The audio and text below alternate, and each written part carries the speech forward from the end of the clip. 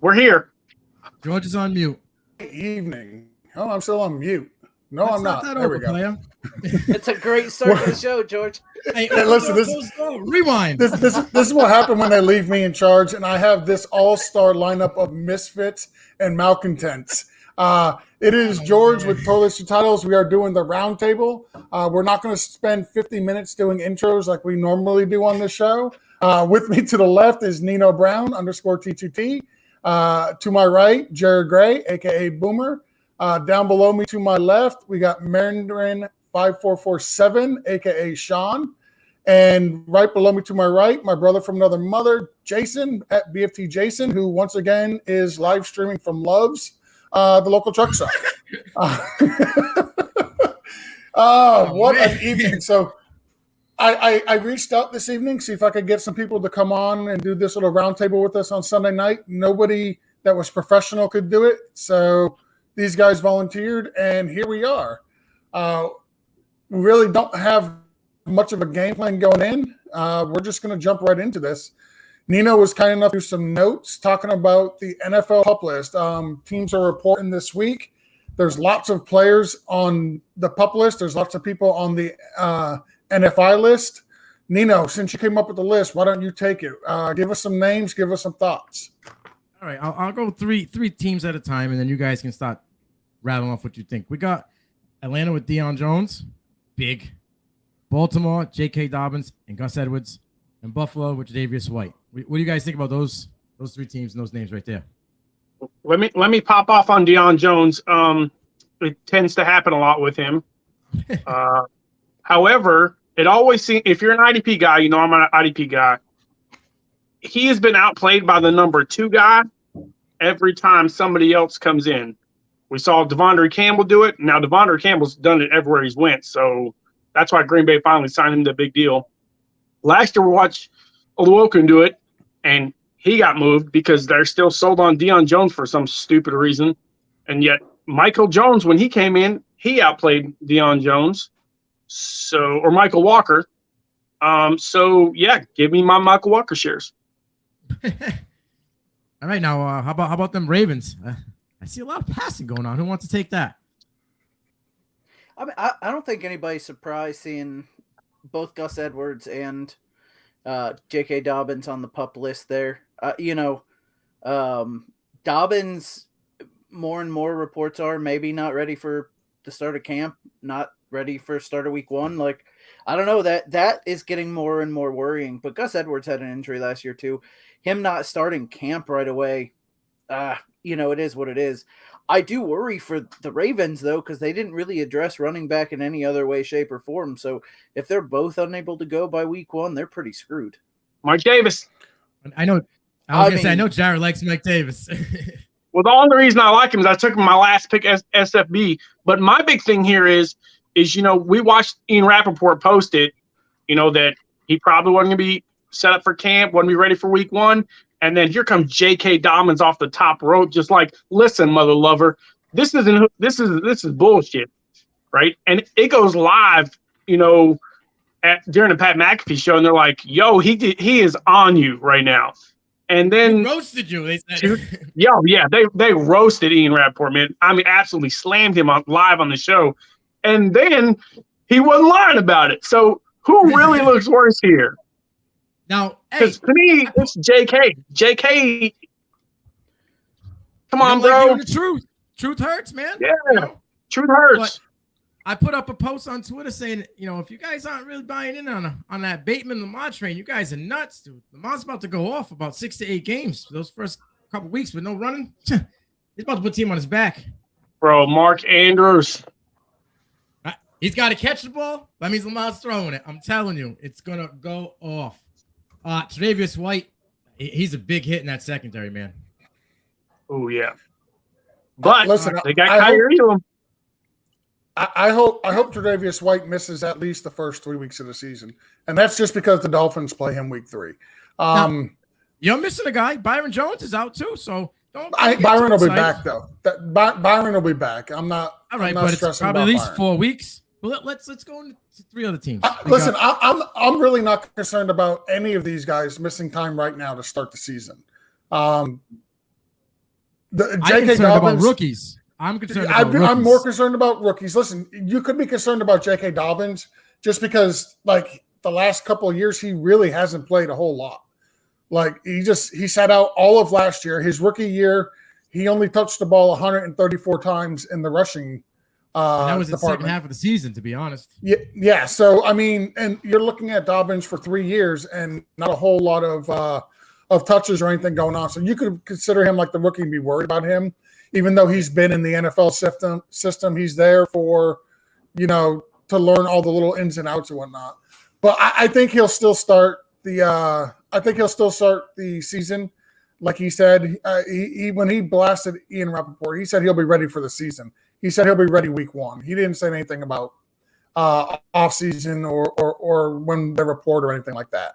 I'm still not really concerned about a lot of these guys until it gets closer to the season. Like, a lot of these guys can be taken off the PUP list at any time within the next day or two, and it wouldn't mean anything. So right now, like, we'll go over everybody that's on the list, but I'm not going to overly react to a lot of them. Jared hit it before we went on. It's the NFI list. That's the list that really has me concerned, especially for some rookies and even for some veterans. Yeah, rookies on the PUP list, like I said earlier off air, that they lose time. They're not practicing. They're not out there. They're losing it. So next couple teams, and I'm gonna go over the Bengals. I mean, they addressed the offensive line, but Alex Kappa, he's out. PUP list. And then the Browns, David Bell, and Green Bay had Christian Watson and Robert Tonyan. So I'm going to throw this to Sean. What's your thoughts? Which one do you want to touch? So, the 2 names that concern me the most are Michael Thomas and Christian Watson. Michael Thomas just simply because we haven't seen him in almost 2 years now. So as the longer that he goes without playing football, the more you have to wonder if he's never going to be the same.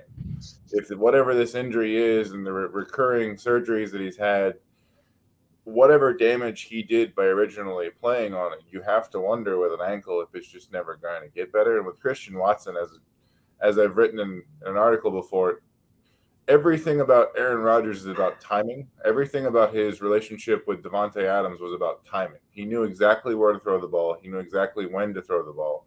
And Davante Adams was always just there. And Aaron Rodgers has always had his guys, whether it be Randall Cobb, whether it be Davante Adams, and it was a lot of timing and routes and them knowing where to be. Christian Watson does not have a whole lot of experience in college running routes. I think his career high for receptions is 42.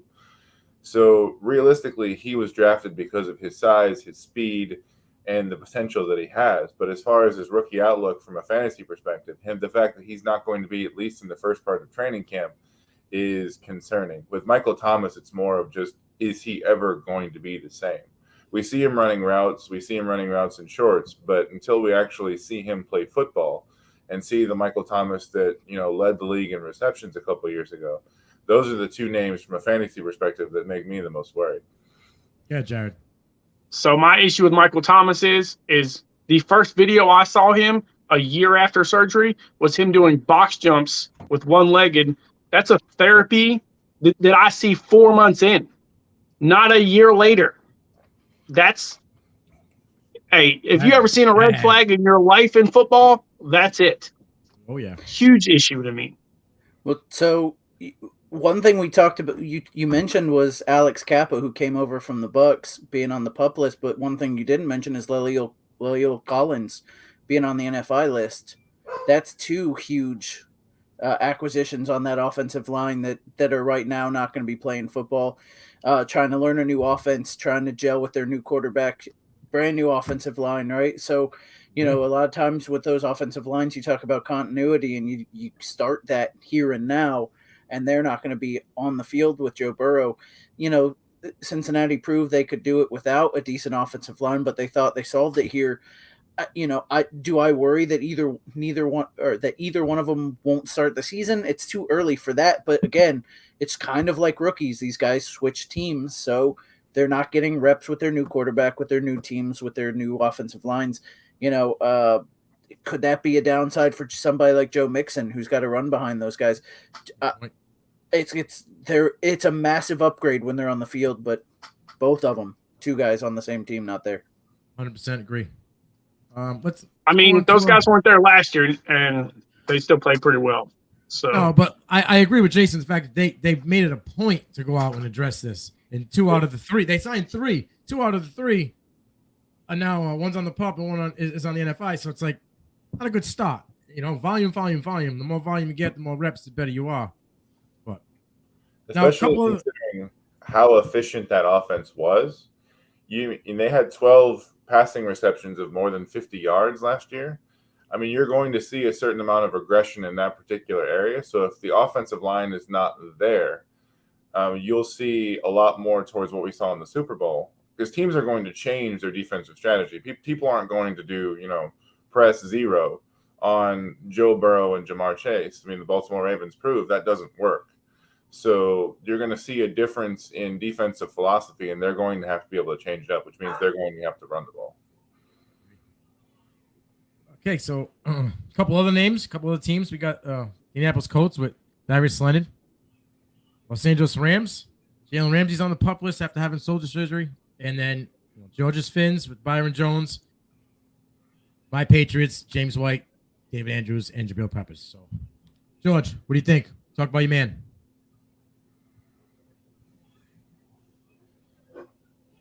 I think he's on mute. So I'm going to throw this one over to Boomer. You touch on the team. Which team you like? Well, my first issue is, Darius Leonard. Darius Leonard's yet to play 16 games. To see him on the pup list after back surgery, right? Linebackers go through it, man. There's very few linebackers that have played, non-injured, for a long time. He's been. I mean, let's be real. He's one of the, if not the best linebacker in football when he's healthy. Totally worried about Byron Jones. I think he'll be ready to go for the season. Everything. That's George's. That's George's internet finally catching up to the rest of us. That gerbil finally going around that wheel. Wow. Oh, that was a delay, man. Dude, that was 45 seconds. Yeah. Jared, you were making a comment about Darius Leonard, which I completely agree. Yeah, my biggest issue with Darius Leonard is, with him not playing that many games, as well as anybody, back injuries are the worst, right? This kind of makes you wish they had never dropped Anthony Walker, because you were a little worried about this anyway. Now, don't get me wrong. I love Fabio Okereke, right? But if you could have Okereke and Walker on the same team again, worrying about Leonard, moving over to the Cleveland Browns, who still aren't using him correctly, by the way, wouldn't you feel more confident that in your linebacker room with an injury to your best player, who you just signed a major contract and then he gets injured again? Because he's got an ankle injury and a back surgery now. So, and then you see guys draft him in the second round of our RDP draft. So, it is. He is one of the best linebackers. It's so crazy. One of the things that have come out recently is all the Madden rankings, and I'm seeing all these people up in arms because Darius Leonard's not in the top 10. But, the old saying is, what's the best availability? And Darius Leonard just hasn't been available. So, he is, the skill abilities can be 100, but if that injury is 102 and he's not on the field, man, it's just not worth, I struggle, dude, because I love Darius Leonard, the player, but watching him come in injured over and over again, just tough to watch. Agreed. Now, Ramsey with that, he played last year with that shoulder, and he played pretty well, but man, that's a big injury for cornerback, Yeah, I mean, to have the surgery late is an issue to me. Mm-hmm. That's scary to me. I think that's why you see Troy Hill back. So, to be honest with you, I think that's a big deal for them. And I think losing Ramsey's a big deal, but what they've gained, I don't know. That the Rams are the Rams, man. They're solid. I agree. He's a dog, No. But they dogs also in the kennel. they also get to play in the NFC. You know Which what I is- mean? There's not a lot of contenders NFC side. Trash so can division. it really is. So they can do with Jalen coming in a little bit later and getting healthy, but again, it's not getting back to Jared's point. It's not what you want to see, because either he thought he would be fine without the surgery, or he just delayed it to miss camp. I don't know. Like, he probably got some info from the doc that you can probably just heal without the surgery, and then it wasn't going right, and which forced a late surgery. But again, he's in the NFC. They're going to be fine. It's the Rams, like you said.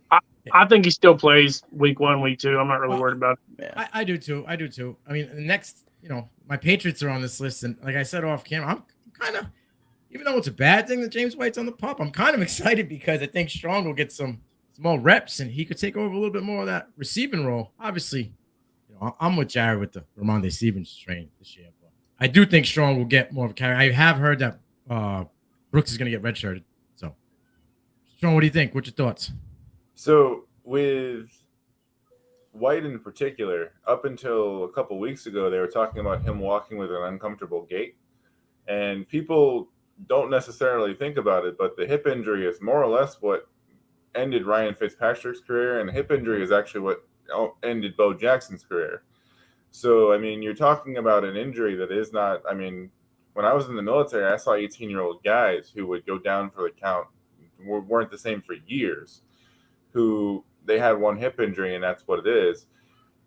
From what I gather, it's the same basic idea of what Fitzpatrick had. Obviously, he's much younger than Fitzpatrick, to where the ball comes out of the socket and jams back in. Right. But, I mean, if he's still walking with an uncomfortable gait, he can't walk correctly. He's not going to play the beginning of the season. There does come a point when you just hope that he gets better as a person. Or you hope that he's been there for the Patriots organization. He's been there receiving back for a number of years. They do seem to rotate people in and out. That is more or less seemingly what they did with both Kevin Harris and Pierre Strong, is that you'll have Stevenson, you'll have Harris, Damian Harris, who doesn't generally have much of a passing role. Stevenson picked up the passing role last year and is probably, Justin, I understand. Stevenson will probably be as close to a primary back as you get with the Patriots, and probably the one that, if I was drafting a Patriots back in fantasy, would be the one that I would head towards. But with Kevin White in particular, I don't know that he plays football this year. From the reports that I've seen, if he's still walking with an uncomfortable gait, then he's still months away from being fully recovered. Yeah, I'm with you. The hip injury is I the worst injury I could see out of a running back, to be honest with you. I mean, especially of James White. He could be a because coach. he does the cuts. Say what? I said they could bring him in or just keep him on as like a player coach. You know what I mean? Because that offense, I'm not going to lie, I'm a fan. I can see it. But their coaching scheme of whatever coordinators is trash, and there's no answer right now. So I could see James White just staying there as a running back coach while maybe getting a few carries here and there at the end of the year. Well, my big issue is their offensive coordinator is a guy who's a defensive guy. I still believe coordinator. Literally, they listed all their coaching titles, and not one person is labeled as offensive coordinator, and not one person is labeled as defensive coordinator. So literally, they don't have anybody with the title of offensive coordinator or defensive coordinator. I mean, so here's my thing with Ramondre. Obviously, I'm a fan. He was the number one JUCO player in the country coming out of JUCO, goes to OU, has dual time with Caney Brooks, both 1,000-yard rushers. Then he goes in here, when you average 4.6 yards on your chances, but your catch percentage is 78%. Bro, why do you need James White? Because you're the same. He has the same catch percentage. They're going that Shanahan scheme, though. That's where the run ones are coming out. Like that West Coast style, bro. They're going to run 3. And those people, not to change subject, but those people that said, Elijah Mitchell, he's the guy. Bull. I'm calling it now because they're already saying that Shanahan is determined to go to a running back by committee. So TDP, that bum Sherman, and Mitchell are all going to get carries. So Elijah Mitchell is not going to be your RB1. Well, I mean, to say that the Shanahan system is if that's what they run, it'll be more successful. So the reason that the Shanahan system has had so many problems in San Francisco is they prefer smaller, faster, more agile running backs, and then they have that violent running scheme. So someone like Ramondre Stevenson, the way that he's built, or Damian Harris, they're much more they're built much better to take sort of the running scheme where they're just going to run into the line over and over and over and over again. Justin, go to sleep, Justin. Okay. All right. Last couple of teams that we're going to touch on the pup list was Sean obviously touched on Michael Thomas again, but there was two other teams from New York, the Giants. Bellinger, I mean, he's a rookie, and I had high hopes for him, but I think that's going to hurt him. And obviously the Jets, Becton's a mess. And Uzuma, he's obviously going to fall back to tight end too, I believe, with Conklin getting more reps now as it is. So, anybody want to touch on the Jets and Becton's disaster? Who cares about either team, honestly? Like the Jets. Okay, so Becton may be, kind of important for Breece Hall for fantasy purposes, but let's face it, the Jets suck. They're going to suck this year. They're probably going to get 4 or 5 wins. So nobody. Really what's worse about that on a fantasy side? If you look at the schedule, their first Wilson had. Well, we're going to do this because Wilson already had the worst schedule possible for any quarterback in the NFL, and now you lose your your linemen that help you have at least mitigate some of that. It's just getting worse and worse and worse, and everybody keeps get Wilson, and I'm on the train of don't touch him at all, and I'm not, and honestly, I'm at a point where I'm not touching Breece Hall at all because I think that his ADP is so high right now that after the first 4 or 5 games, when they aren't doing well, I'm going to get him for pennies on a dollar. Oh yeah, and then next year he's going to fall out. Agreed. I agree. Because James Cook right now, that's your man. That's your man, dude. Balling out first 2 days in training camp already. Balling out. It's early though. Right. Justin Ross was balling out, and now his foot's in a boat, and he's done. So you know what I mean. I'm a Cook fan, and I know you're a Cook fan. Go ahead, George. Sorry. No, you're good. What's interesting about Mekhi Becton is when he originally got injured and dislocated his kneecap, they said he'd be out for 4 to 8 weeks. That dude missed the entire 2021 season, and then they put him on the NFI list. Like that's terrible. Not a very good sign at all. Not at all. It's a big guy, man. It's a big guy. So you want to roll into the sad, somber part and then roll back into some good news, George? Or what do you want to do here? I'll let you take away with it. Go ahead. Let's talk about J.J. Watt. And I didn't know what this was until about maybe an hour ago. And it wasn't even because, Nino, you posted it on the document here. It was more because I was just scrolling through Facebook and I happened to see it.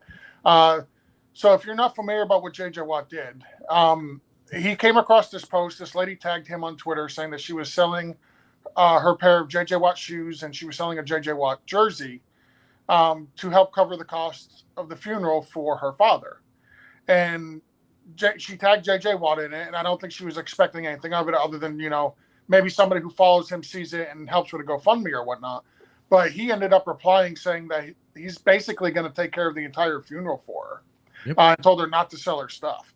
So I wish there was more of that stuff being published from NFL players, because I know that we see all the bad stuff that occurs with the NFL players, right? Like if an NFL player gets arrested for battery, we see this. If they are out doing DUI, we see this. If they're involved in a high-speed chase, we see this. And it's honestly, it's a very small part of the NFL, in my opinion, but it gets all the publicity. And all the stuff that the players do for charity and things like covering funerals for people and stuff like that, it is not seen. And I wish the NFL would publish that stuff and make that stuff more known. He's done this multiple times. Yeah. So So the thing is, you know, a lot of times with the crime statistics, the crimes that happen with the NFL, if you break it down per player percentage wise, it happens at the same rate as like the general public, right? Yep. You know, the amount of players divided by the amount of crimes, it ends up at the same percentage. And it gets blown up because we think we know these guys, or these guys are famous, and we see, you know what I mean? And then a lot of times when guys on teams do well, because like everybody has a charity, right? Like everybody, you look down at the Buccaneer Stadium and they have like, you know, Evans Kids and this, that, and the other, and the NFL and the players team up to do these charities, and you think, okay, well, some of that is just like the NFL pushing these guys to do these types of things within their community. JJ Watt is not that type of dude. It's not just like, hey, the NFL's like doing this to help Tampa and their image and this, that, and the other. That JJ Watt does this stuff, I mean, like this, out of the blue, with just seeing it mentioned on Twitter.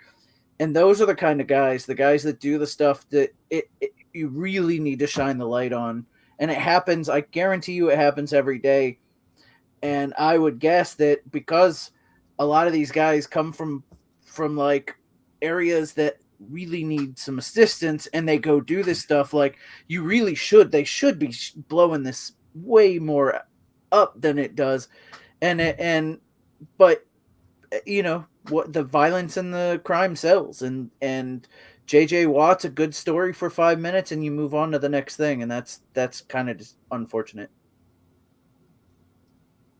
I agree there. He did a huge thing in Houston, man. When he was in Houston and they had the, I don't know, it was I forget what it was, Hurricane something. Hurricane he Katrina. raised so much money for them. It was crazy.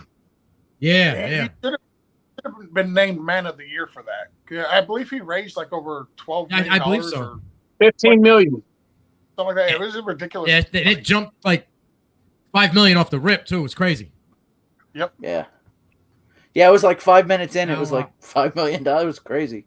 Yeah, that was insane. It was all over, and that one was all over news. You know, had CNN, CBS, NBC. They were just running with it because they saw an opportunity for them to make money. You know what I mean? Well, I mean, anytime you can pile tragedy on, right? Like something. Oh like yeah. Hurricane It bleeds, it Katrina, where it's leads. like, exactly. You can pile. Okay, a good story coming out of a tragedy. There, it's gonna be huge. But these little Oh, yeah. stories. They'll show a picture of like, you know, the family struggling and a little blip of JJ Watt in the corner. You know what I mean? Yeah.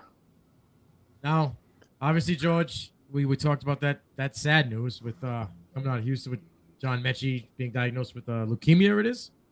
Yeah. So apparently, John Metchie III, rookie for the Houston Texans. So we're going to stay right here in Texas for a few minutes. Was diagnosed with leukemia, which really sucks. I listen. I'm not a professional athlete. I know that's like breaking news. You know, You're not.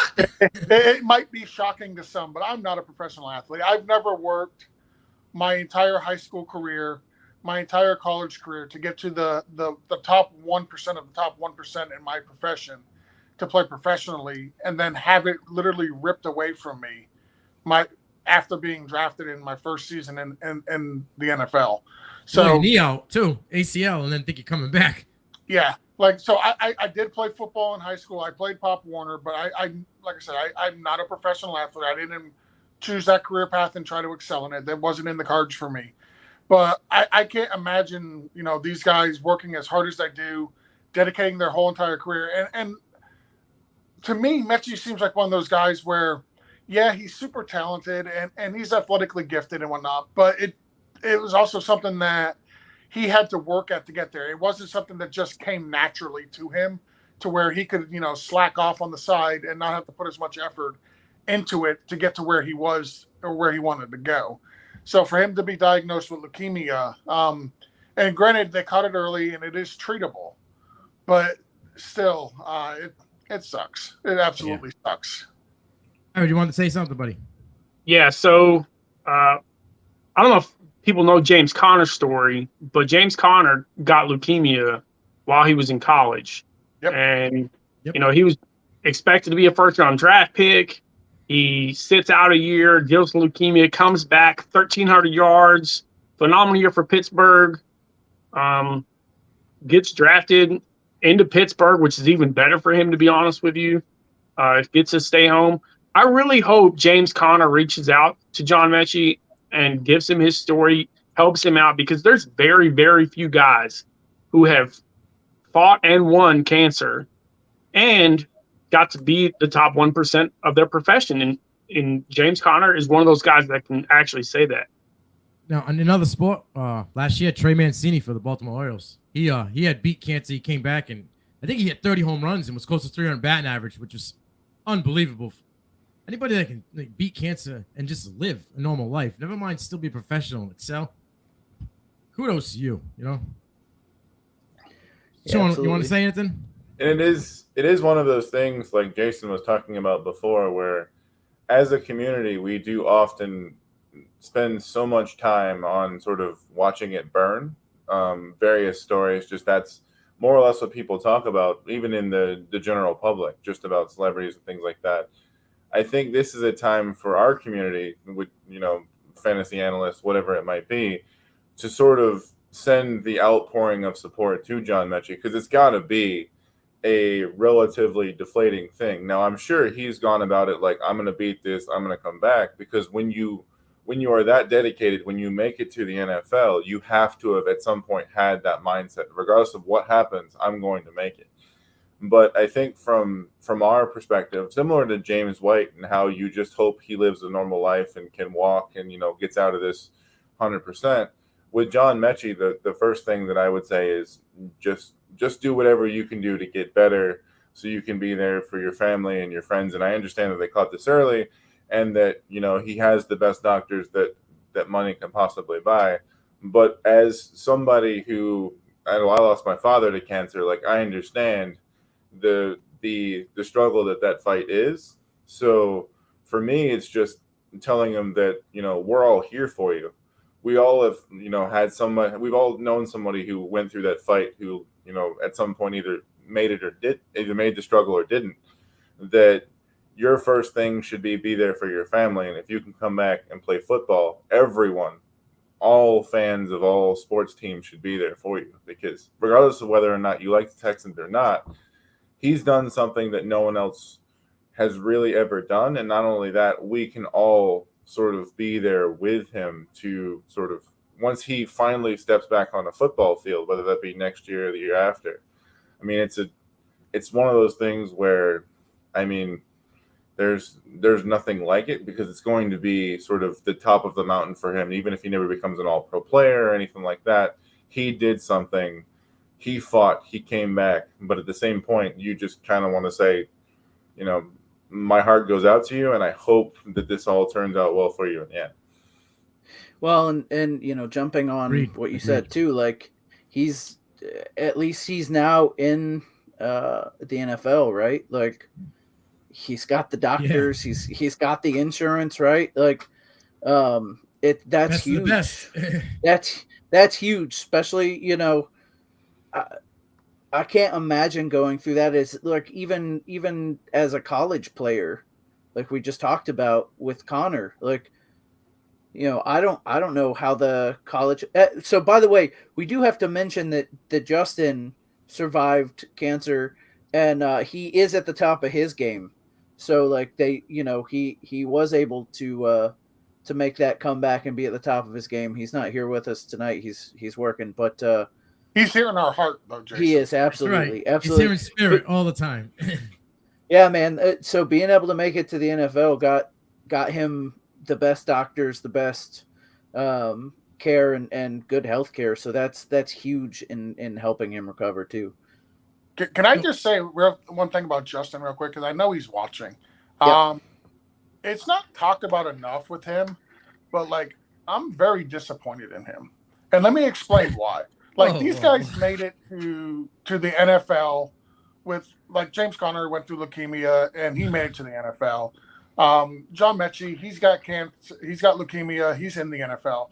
Like, could you imagine the story that could be told if Justin was the first player in the NFL with one ball?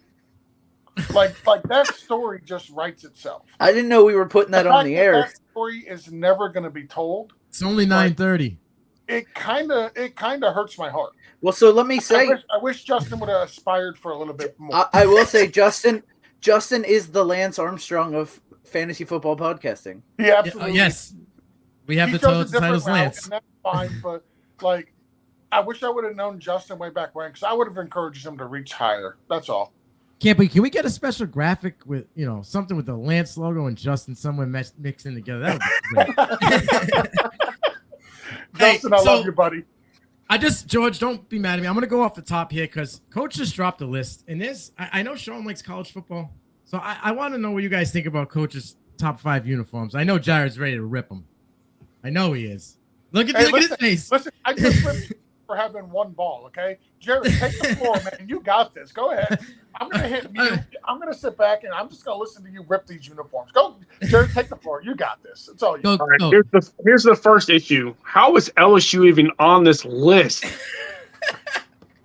I mean, listen, let me just put purple, yellow, and white together in two combinations, because that's the only combination you got. Are you honestly telling me LSU is a better uniform than a traditional uniform in Notre Dame, Oklahoma, Penn State? Come on, bro. Michigan, Oregon, even though Oregon has 400,000 different types, right? How is LSU on this list, right? And are we talking about tradition? Because traditionally it's trash. I'm mind blown that LSU was on this list, to be honest with you. They're not even in my top 15. The hottest looking uniforms. That's what he went with, because I hold on. I can bring up the quote. I think he said the Hurricanes go with the list. Were honorable mention with Nike jerseys. Go through the whole list real quick, just so everybody understands, Nino. Real quick. Go through the list, because I heard he's not on the list. Oh, okay. All right. So 1, he has USC. Okay. 2, Florida Gators. 3, Florida State Seminoles. 4, SMU. I don't get that at all. LSU. SMU or Ole Miss? I like SMU's colorways. No, it's SMU. SMU, my friend. I have to Google SMU's jersey. Dude, I literally could take all 5 off this list. Oh my God, Coach is gonna kill us. No, hey. I mean, I'll be honest. Is it because a lot of these players have, from Dallas have went there, or what? Like, I'm just. Jared, I want to. I don't know. Take all 5 schools off that list. Give me your top 5. Give me your top 5. 5 from 5. So so Penn State's number 1. The Classic is just absolutely phenomenal to me. I have Oklahoma at number 5 probably, and it's not because I'm an OU fan. It's because they have not stuck with trends. They have been classic. They're staying with it. Every team's push to go to a new uniform. The NFL's doing it. They're all black uniforms, all white uniforms, whatever, right? I am down for an all-classic uniform. Now, I like USC on this list because they've yet to change, and I do like that. That's probably the one team that I would have kept on this list. There's no way I'd have LSU on here, by the way. I just it's totally mind-blowing. I thought Miami was on the list, but maybe I'm wrong. Honorable mention. They're honorable mention. Yeah, it's the honorable mention. So, and I'm okay with this to a point. I'm okay with that to a point. I just don't get. So honorable mention is Miami. Okay, so and that's their new uniform. But I'm gonna. You can't tell me Nike uniform. That's the Nike. You cannot tell me that SMU's jersey or entire combination is better than Notre Dame. Just no way. You can't tell me Florida's better than Notre Dame. You can't. I like Florida State with the Tomahawk, bro. I'm a huge Florida State fan. My favorite football player of all time is Derek Brooks. Okay, so maybe I could keep them in the list, right? That Gators colorway is fresh, bro. Especially with the orange. I do like the Gators helmet. You know what I mean? I think he took in everything. The whole colorway, the scheme, the helmet, the gloves, the whole 9. Okay, but I mean, if you're talking, are the Gators better than Oregon's colorway? Which one? No, there's 7. I can't get behind all black, all green, all silver. All silver from Oregon is nasty, bro. It is so nasty. We are it's one of the cleanest uniforms right now. How can you be top 5 uniform when you can't pick one? I just gave you 5. No. how from Oregon's perspective. So I get Notre Dame, I get Penn State, I get Oklahoma. What I don't get from Oregon is it was real trendy 15, 20 years ago for Oregon to wear the many, many colors of Phil Knight and be, Nike University. But I can't get behind the constant changing because there is no, Joey Harrington's uniform is probably Joey Harrington's uniform is probably classic Oregon. But every time I watch an Oregon game, granted I don't catch very many, it's a different color. So but it says uniforms. We're not talking about one specific uniform. So are we saying because you can't tell me LSU's uniform is that flashy by any means? I'll take Iowa State's all black uniform if we're doing that. I wouldn't have LSU on the list. I wouldn't have LSU. I don't have SMU's on the list. I like the SMU, so I'm not going to knock them for that. I like the Gators. I don't like the Seminoles, but I think the program was the best football movie ever. I think their jerseys have played out, in my opinion. And I actually like the Adidas Hurricanes jerseys, to be honest with you. I don't know why he hates on them.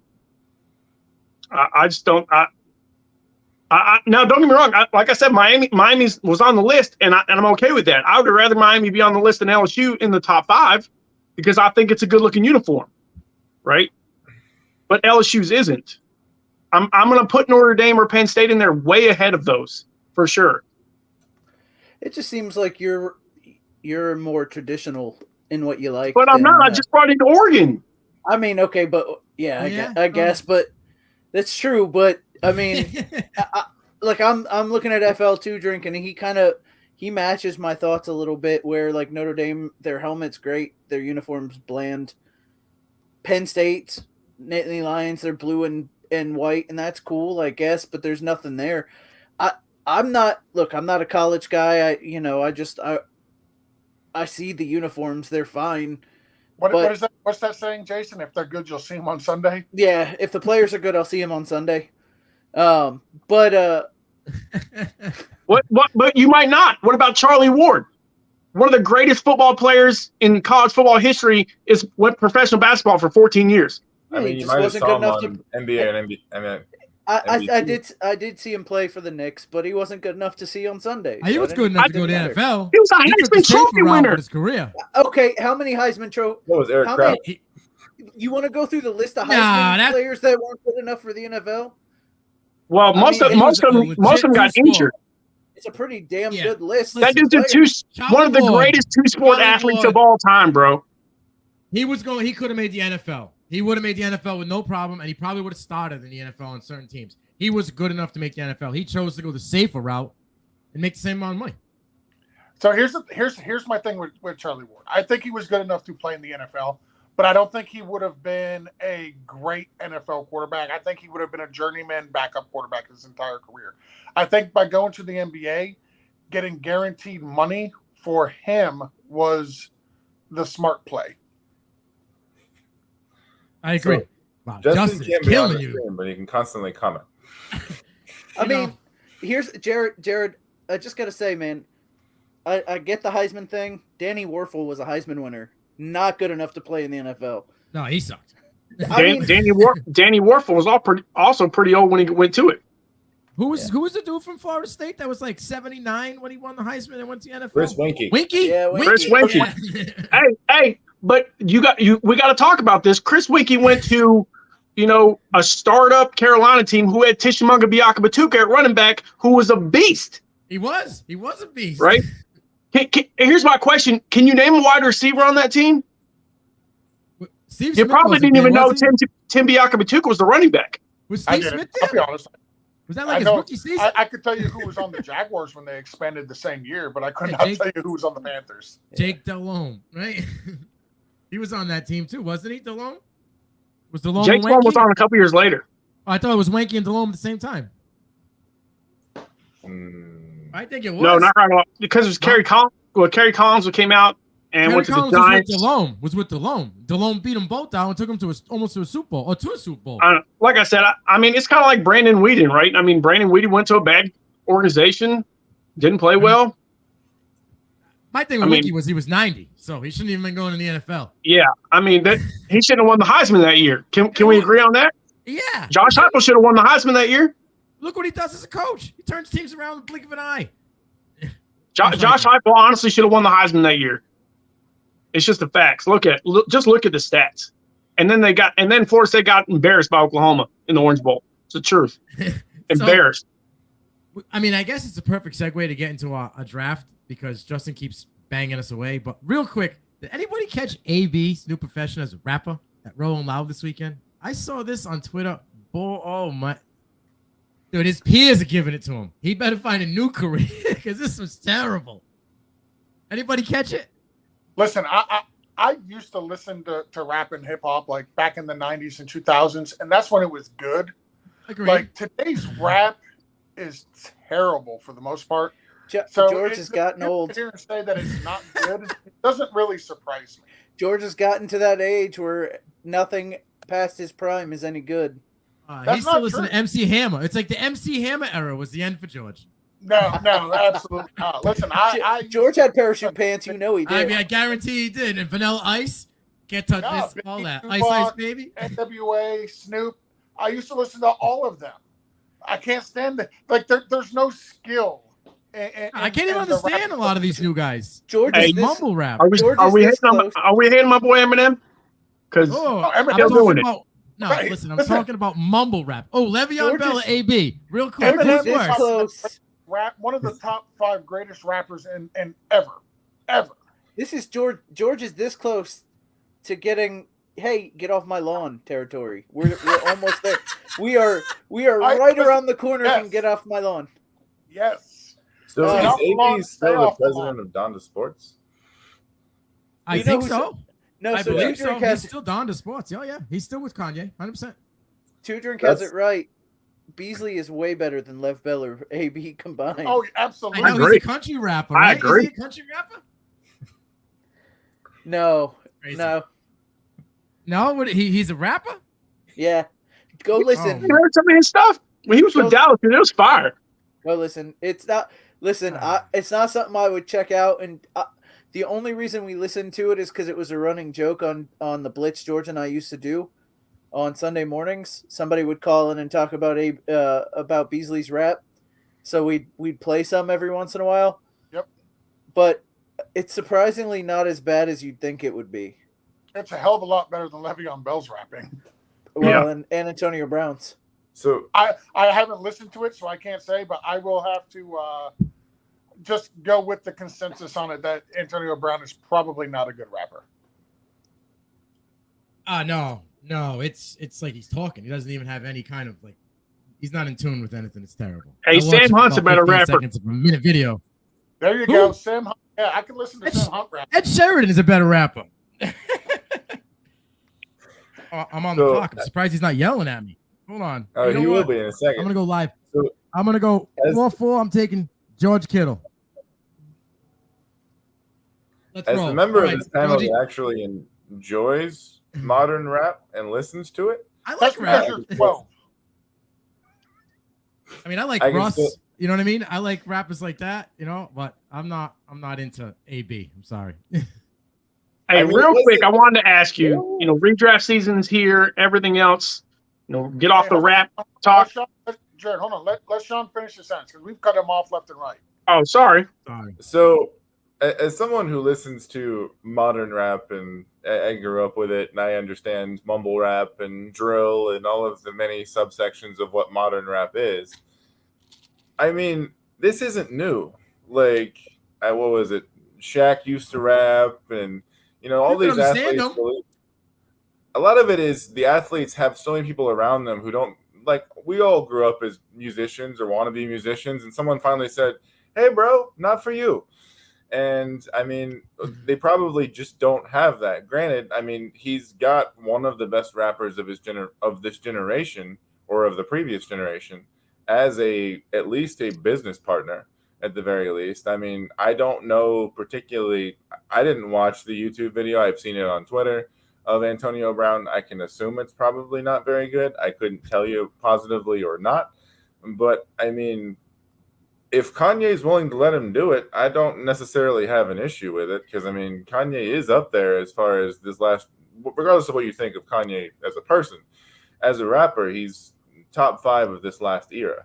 He's fantastic, but he's also crazy as Antonio Brown is. So him allowing Antonio Brown to rap on stage doesn't mean that he's any good. It just means Kanye thinks it's going to be entertaining. It's views. It's people. And it was very entertaining. Oh yeah, it just we're talking about good. it.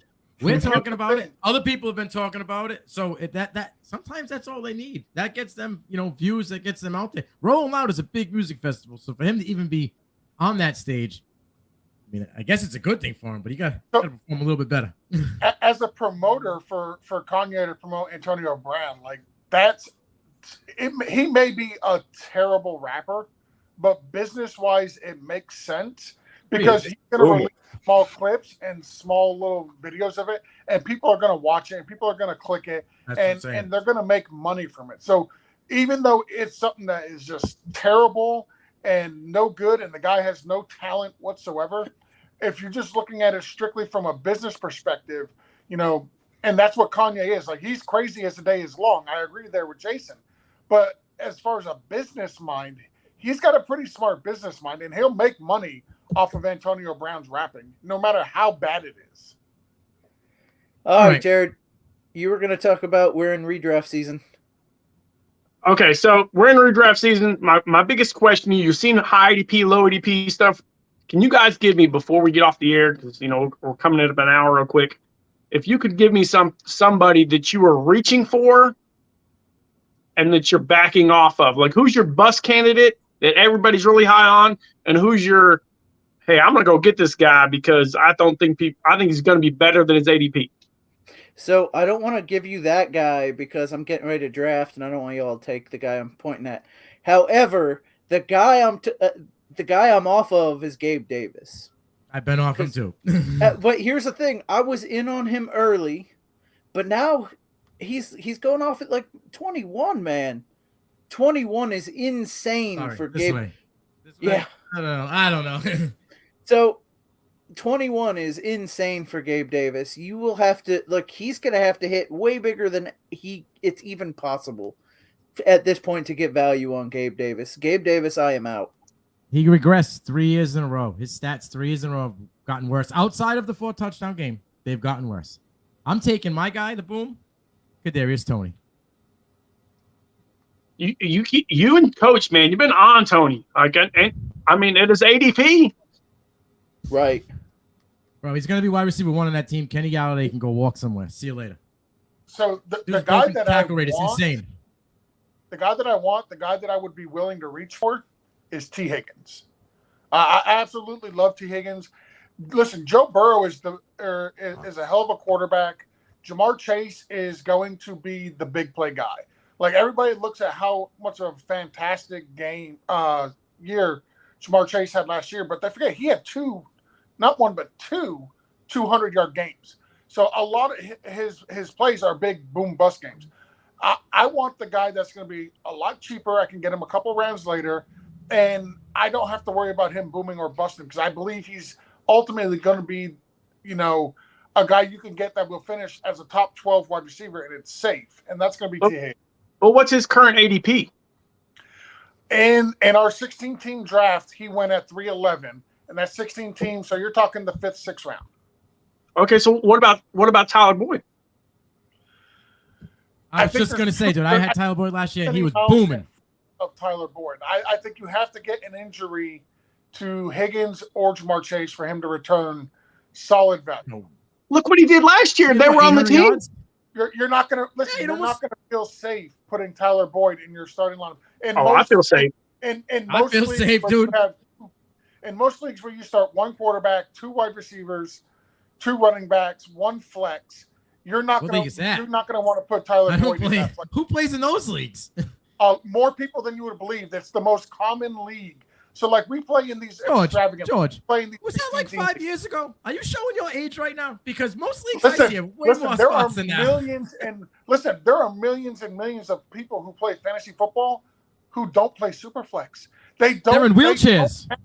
No, it's not true. Very basic Listen, home leagues. Listen, Nino, I like to give George a lot of crap, but like we're in a bubble where we play in these off the wall leagues where even George and I are in a home league right now where we've tried to talk them into 2 quarterbacks every year, and they keep telling us, well, that's just for them fancy fantasy football internet. If my like quarterback loses, I've got no chance.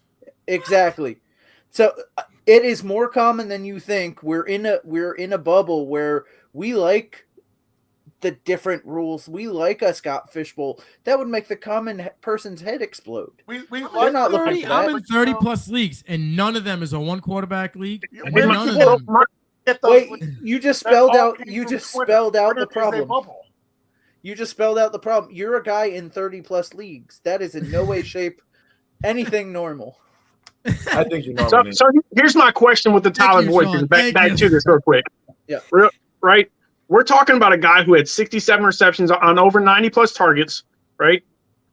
Who only played in 10 games, right? Who only started in 10 games, and his catch percentage has been over 70% for 2 straight years.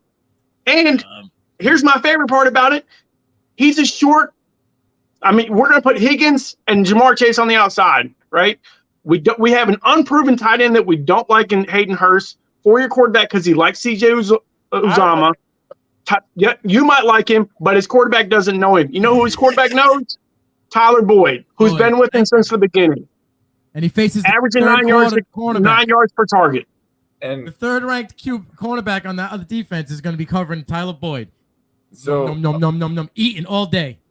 A lot of the things about Boyd. So the series that I started today is 32 teams in 32 days. One of those players is Tyler Boyd. The thing that you look at is he had 2,000-yard seasons before Higgins and Chase showed up. He had seasons back-to-back 1,000 yards before Higgins and Chase showed up, which people would then lead to being regression with the 800-yard seasons he's had the last 2 years. But as defenses start to adapt, you saw it last year with Tyreek Hill, they start going short. So Tyreek Hill ADOT went from But I can stop you on that because of 2 years prior to, he started 14 plus games. The last 2 years he went 8 and 10 because of injury. Even though he was injured, he still had 800 yards. I mean, let's go through this game log, okay?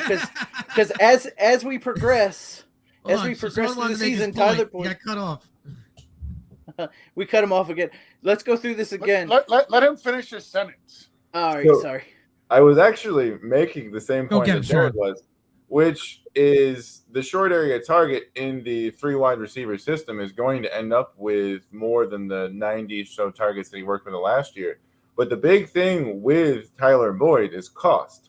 So Tyler Boyd is going off the board somewhere between wide receiver 48 and wide receiver 50, depending on what your draft you're doing. So realistically, he's not being drafted in what Jason would call those non-fancy drafts because they don't have the benches deep enough to sustain them.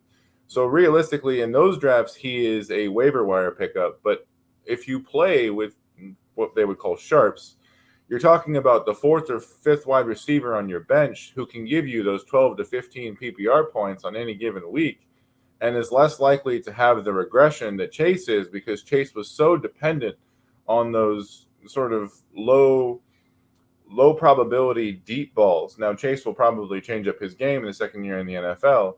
But for me, Tyler Boyd is – so I'm actually a Higgins over Chase guy at cost. But Tyler Boyd is someone at the end of drafts that you can pick up who, even without an injury, is a bye week replacement, is an injury replacement, is somebody who can sustain that position because, I mean, the majority of the leagues that I play have 3 wide receivers. So you start those 3 and then a flex. You may end up starting 4 wide receivers in your lineup. So you're going to have a starting spot for him at a cost of, a 13 or 14th round pick if you're playing in a 12-team league. Agreed. I agree with Sean 100% all around. That was beautiful, sir. Beautiful. Sorry, I cut you off. I apologize. He gets excited. Right? I do. Listen, the point is, it's very well made that he's a late round guy. You're going to expect 7 to 12 points from him, right? 7 to 12 points. Like, and then every once in a while he'll blow up, but he also has games of 1 reception, 11 yards, 4 receptions, 39 yards, 1 reception, 7 yards, 2 receptions, 13 yards. Like, that has sprinkled throughout the back end, especially of his season last year, where, last 5 games, he struggled to get, he had 1 of 9 for 118 against Jacksonville, which is a big outlier for the back half. But, 4 receptions for 24 yards. Anybody super excited about Tyler Boyd for 4 for? I mean, as a back half guy, fine. But what he said the value though? He's saying value at his ADP. Yeah, he said 5 weeks. There was 16. What are the other 11? I bet you they're better than those 5. So again, he started off the season very well. If you look at his first half to his last half, but that last half is when T. Higgins came on. That last half is when Chase and T. Higgins were on the field more often together. What's the trend there? Again, the 119 was an outlier against Jacksonville at the back half of the game. There was one other big game there for 70-something yards, but like the trend was he started the season well. He finished the season as Higgins and Chase got more and more play together on the field, and especially Higgins, I believe, if I'm remembering last season properly, I remember Higgins starting off a little bit slow and getting better as the season went on. Some of that's Tyler Boyd stepping back and Higgins stepping up. That's not to say he's not a value in the 13th, 14th round. Right. That's just saying, like, we're talking about, Boyd's going to step up and be one of these. Again, 7 to 12 points, safe when you need a third wide receiver, sure. That's not what George was talking about when he was talking about drafting T. Higgins. But go ahead, George. You got your finger up. Yeah, you were looking at the schedule wrong. So he started out great. Did I reverse it again? You did it again. So his 9 for 118 was week 4. Okay. Since week 4, he did 4 for 24, 1 for 7, 4 for 39, 5 for 69, decent game in PPR, 1 for 11, 6 for 49. Okay, he got you 10 points there. 2 for 13. Kept creeping at the end. Like it wasn't very good. Like, he's not somebody in most leagues you're going to want to start. That's why I wouldn't go that deep with him. In order for him to return any type of value in a league most people are going to play in, it has to be one of the 2 guys ahead of him gets injured. He's somebody, absolutely, in the leagues we play in, where we're starting 3 wide receivers for a flex, or we have 3 flex options plus a super flex. T. Higgins, Tyler Boyd, somebody who's definitely on the radar. But most people who play in these leagues are not playing in leagues, the same type of leagues we're playing in. They're not at the same level we are. And that's why Tyler Boyd in most of those leagues, you would never feel comfortable starting him at any given week. Because consistently, as T. Higgins flex and as Chase got better and better, he got worse and worse. All right, I'm gonna give you my guy. Go ahead. Steal of the draft, because you can probably get him with your last pick. And even though, and I think Nino is going to talk about this for me, because he's on my steal of the draft, guys. Troy Tremble with Carolina has Tommy Tremble. Tommy Tremble, right? Has 0 competition in that tight end room. Baker targeted tight ends 130 times last year, with 19 drops over the last 2 years by tight ends, right? Including 7 touchdown drops in red zones by tight ends the last 2 years. And that's between 3 tight ends, had 96 receptions last year. Tommy Tremble plays with nobody but Ian Thomas, who's on the PUP list and injured. He's a blocker. That's all he does is block. Tommy Tremble is going to absolutely ball out with Baker Mayfield. Smash. 60+ receptions, and I would even say 75, and you can put it on the bathroom board. I'm with you. I'll take it. I'm with you. Who wants it? We're close. We're over an hour, so we got to close this thing up. 60+ on that. Who wants it? I see Sean. He's got that smirk on. He wants to hop on it. No. You're going against it? No, I have no issue with Tommy Tremble. I mean, Okay. they traded Dan Arnold away to give Tommy Tremble more playing time last I year. agree. Yeah, they just had a terrible quarterback. Georgie, we're at an hour and 5 minutes. That's Wrap right. this up, my man. We This is your specialty. what is my specialty? Closing it out. Yeah, I gotta work on that. Well, you're so good at opening it up, man. I was gonna ask real quick before we do get out of here. I know we're pushing a little over an hour, but that's okay. We're having good conversations here. Does anybody want to talk about the NFL alternate uniforms? Like, we touched a little bit on the college ones, but the big thing right now is all the NFL teams are coming out with their new ones. I just want to know. Hey, I'm just liking the helmet ice change. cold. Yeah, Cincinnati's all whites. That's what I want to know. Like, which team is your favorite Dude, alternate uniform so far? the all-white Bengal is nasty, bro. It's so nasty. It's so clean. I saw someone comment on the post saying it's like Siberian tiger or something. Or whatever it was. That shit was fire. So right now, here are the teams that have come out with new uniforms, or at least new helmets. The Eagles' alternate helmet is black. The Bengals is white with black stripes. The Panthers is black and blue. The Cowboys is just all white with the blue star. The Commanders, the Texans, the Falcons. Really like the Falcons. The Giants, the Patriots. Texans the all red that Texans all red helmet is fire. So for me, I dislike the Panthers, but the Panthers, that blue against that black, that looks good, man. Like, it does look good. That looks all black looks good. I said this before. How cool would it be for the Panthers when they play the Bengals to go all black against all white?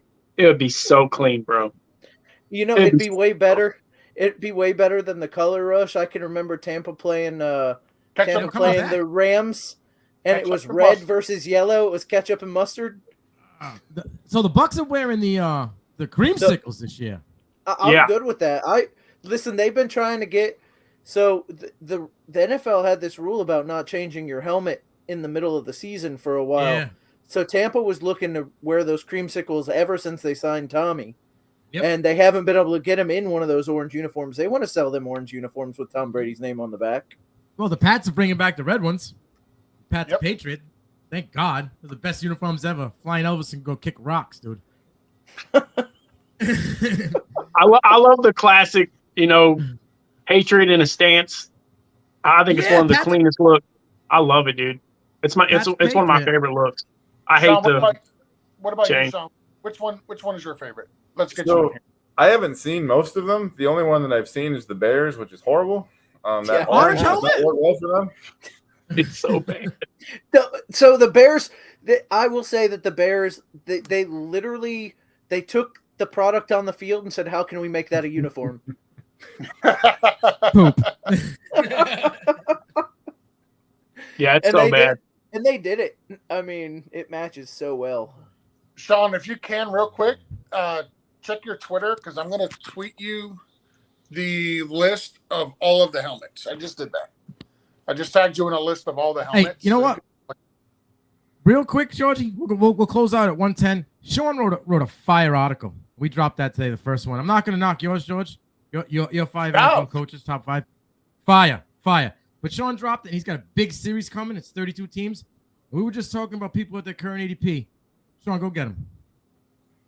So the person that I'm probably reaching for above ADP is there's quite a few, but in the top half of the draft, it's Travis Etienne. So I'm a big Travis Etienne stan, and that's not exactly a secret. And in the middle for me, it's probably that's a hard one. So in the middle, it's probably Trey Lance. Just considering the uncertainty is dropping him in the drafts that I'm drafting in right now. I know George's thoughts on Trey Lance. I don't think we were talking about it on here, but I know from Scott Fishbowl conversations. And in the back half, it's Khalil Herbert. So the person that I'm fading the most is David Montgomery, and it ties into the Herbert conversation. So the new coaching staff loves Herbert and loves what they saw last year. Granted, they weren't the coaching staff last year. Montgomery has also had some issues in the past couple of years staying healthy. So I think what will happen is that you're getting Montgomery somewhere between rounds 2 and 3, depending on size of draft, and there are a lot of different variables there, PPR, non-PPR. But realistically, for the vast majority of people that are watching this, it's somewhere in the 3rd round. Herbert is a 12th, 13th round pick. I think I picked him up in the 14th round in the Scott Fish Bowl. He's somebody who has viability as a top 12 running back if Montgomery gets hurt, but is a decent flex option if he doesn't. In the middle with Trey Lance, it's probably one of those things where you're going to hedge your risk. So I've been drafting a lot of Trey Lance with Kirk Cousins or Trey Lance with Derek Carr, and doing that because Trey Lance has the ability to be a top 5 quarterback just simply with the Konami code sort of aspect of what he is. He scored over 20 points in 1/2 in a game. So there is that. And then in the very beginning of the draft, it's Travis Etienne.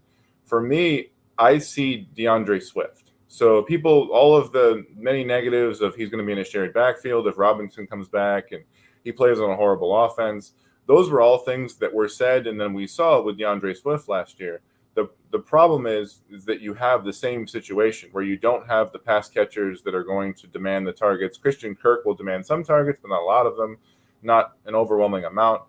You have Jamal Williams last year with Detroit. You have James Robinson this year with Jacksonville. I think Robinson will not necessarily be the same first year back from injury. I think ETN will be a top 12 running back, and you're drafting him somewhere in the 4th round. Now, this is a big caveat of time of conversation as we are currently at July 24th. I expect once training camp starts and people see ETN on a field playing that his ADP is going to spike. So this may not be a relevant conversation 4 weeks from now. But for me, the fade is Montgomery. He's in the last year of his deal. He's got another running back behind him that's capable, and he has a quarterback who is not afraid to run the ball around the goal line. So some of those goal line touches that he was getting before, when you're drafting, most people are drafting Montgomery before ETN. I would flip those two. Lance is the upside. Lance is probably the one that I'm the most skeptical of personally. Boom just or simply bust, because Lance. there's so much the range of outcomes for everyone in San Francisco when you run numbers is wide. Kittle, Deebo Samuel, everyone. I think he'll be successful. I think the problem with him is how successful. Because Jimmy G is not going to be there, so he's going to get a full season to run with it. So you may have some weeks where if you run scoring that's heavily weighted towards efficiency, he may end up scoring 5-10 points, and there'd be other weeks where he scores 40. I think the wild fluctuation, he's a perfect best ball candidate because the wild fluctuation is going to at times kill you, but will win you weeks. But those would be the 3 people that I'm targeting, probably most heavily ETN and Herbert. I'm trying to grab Herbert in as many drafts as possible, and I'm not drafting a whole lot of David Montgomery unless he slips. In some drafts, he's slipping because there is a lot of fading of the entire Chicago offense right now. So Montgomery, Mooney, Kmet, although Kmet is sort of a fantasy industry darling at the moment. But those would be my 3 guys in the draft, and the fade would be Montgomery, not because of talent, because I think situation is going to change. He had such a lion's share of the targets and the targets to control that offense over the past couple of years. I think the coaching staff, both due to the fact that he's been injured the last couple of years and the fact that he has a talented backup, is going to go to a committee. And I think that will take him out of that top 12 because there's not enough efficiency given the offense and there's not enough touchdown potential to bring him into the top 12. That's why I have Herbert as a dynasty diamond, because when he came in that 4 to 5 week span, he balled out and showed that you give me the rock and I can do it. And he's on a rookie deal. Montgomery's not. So I agree with you 100%. George, you want to close this thing out or you want me to close it? What do you want to do? Nah, I got it. I need practice on this. All So right. First off, I want to thank everybody for tuning in. If you like what you heard, go Toilets to Titles on YouTube, Twitter. We're basically everywhere. Subscribe, like the show, give us a review. We have our Patreon account. You can go to patreon.com/Toilets to Titles. You can join us there. I want to thank everybody that jumped on tonight. Jason, Boomer, Nino, Sean. Thank you guys for coming in. Greatly appreciate it. We'll do this again next week. I know next week is going to be another big week for us. I know Sean's got some articles coming out with his 32 for 32. Monday morning, I believe Nino and Boomer up there have their P2P. We'll get 12 hours. Yes, Mon- sir. Monday evening, Nino and I have our 49ers with Eric Crocker review, and Mike Hoff from FF Face Off. We also have Bob Lung coming on tomorrow evening as well for with me and Coach to talk a little bit about the FF Expo that some of us are going to in Canton this year. So we've got a lot of good things coming up, a lot of great people coming on. We're all working hard. So hit the follow button, hit the subscribe button so you get alerted when we come on. And with that, gentlemen, I want to say have a great evening, and we'll do it again next week. Later.